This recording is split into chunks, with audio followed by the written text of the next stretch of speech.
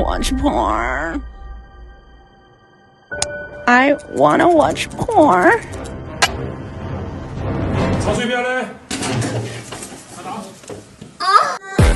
China has some of the strictest laws around censorship of adult content. In the past 10 years, countless websites have been closed and hundreds of people arrested for crimes related to porn, such as producing and distributing it, but also simply watching it in the comfort of their homes. The country even has its own website fully dedicated to the eradication of porn, with updates on the latest policy, who's been arrested, and how much money they were fined. And on their WeChat account, they post content to fight against porn. For example, this song is all about eliminating pornography in order to protect new generation.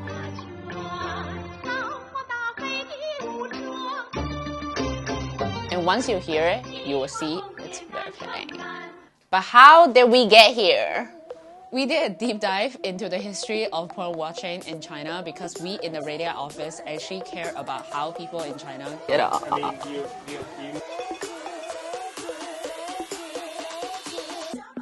China has a long history of producing erotic art and literature, even longer than Japan.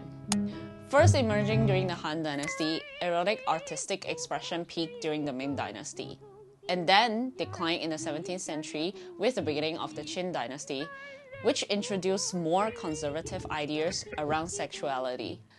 After the Qin Dynasty fell in 1912, Chinese society entered 3 decades of turbulent modernization. Known as Republican China, this phase saw Shanghai becoming a cosmopolitan center labeled as Paris of the East, with plenty of opportunities to spend a night out that's equally entertaining and pleasurable. In this time, many educated citizens started questioning traditional values, including those surrounding sexuality. Women also explore sexuality through literature. For example, revolutionary author Ding Ling, who wrote about female desire. Many things changed in 1949. During Maoism, sexuality, pleasure, and even romantic relationships were considered bourgeois topics and were strictly taboo.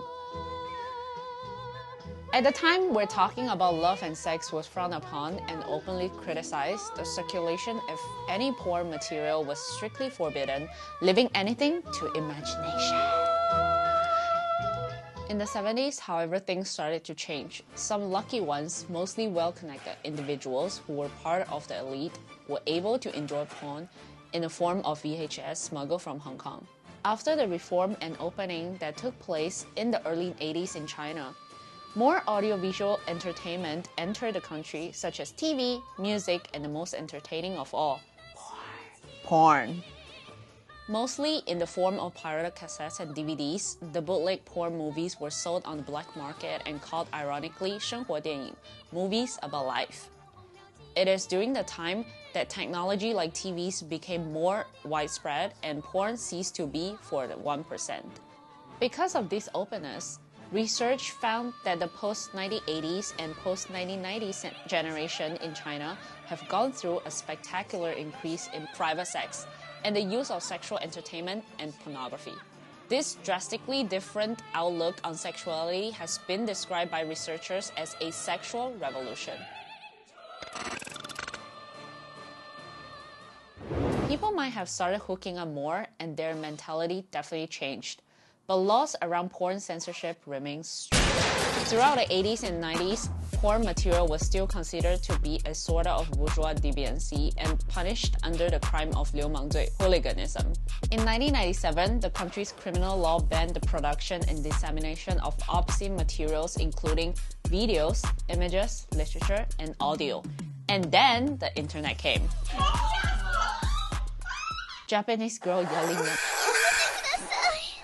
In the early 2000s, the internet started spreading in China, and, like in most other countries, the circulation of porn moved with it. Caoliu, or 91 Porn, was the most famous forum for salacious content at the time, and perhaps it still is. Although they tried very hard, the website never really got banned. Their main domain has long been on the blacklist, but they kept changing and duplicating their URL, like Pirate Bay or many other streaming sites still today. But don't get too excited, 91 Porn literally looked just like a regular forum. Some say you can find something even more sensitive. heated debates about international and domestic politics, and probably some alternative Zelda timeline theories. It is around the time that the first wave of domestic porn movies were made in mainland China. Many were DIY and only a few minutes long, but one that left a big impact on horny Chinese netizens was the iconic Country Uncle and Country Girl, which many people online describe as the first Chinese porn movie ever made. Without delving into the plot because it gets very rapey, the movie really left its mark after its release in 2006. While some online compare Country Uncle and Country Girl to Japanese porn popular at the time and criticize the poor quality of the acting, directing, and sound, and pretty much everything else. In 2007, a year after YouTube debuted, Kuaibo was born as a Chinese answer to it, becoming the dominant streaming platform in China in 2013. Only 3 years later, in 2016, the CEO of Kuaibo was sentenced to 42 months in prison for sexual content and fined 1 million yuan. The website offered a wide range of movies to stream, including many Hollywood titles. But surprise, surprise, prosecutors found that over 70% of the 30,000 files available were actually porn videos. So between crackdowns and sentences, what's it like to watch porn in China today? The first choice every horny netizen has to make is whether to jump China's Great Firewall or not.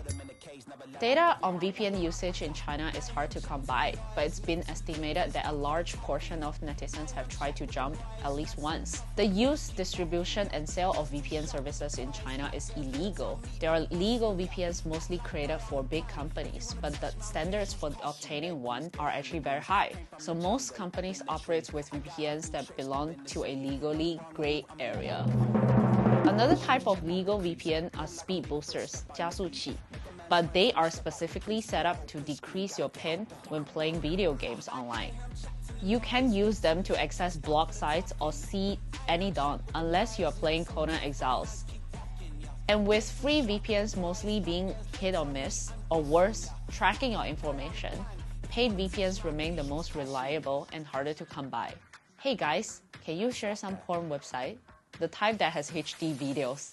Twitter has become an unexpected venue for Chinese-speaking porn experts who share links to their favorite videos and websites. Some accounts like this one are also very popular, with users submitting pieces of erotic web literature they wrote or they really enjoyed, and sometimes even explicit pictures or drawings. To those who are used to watching tons of porn videos, erotic web literature typed in someone else's phone might sound boring and far from arousing, but Chinese netizens beg to disagree. Stay tuned and subscribe for our next video. Regardless whether you get your porn from paintings, the dark web, or Rorschach tests, people will always find a way to masturbate.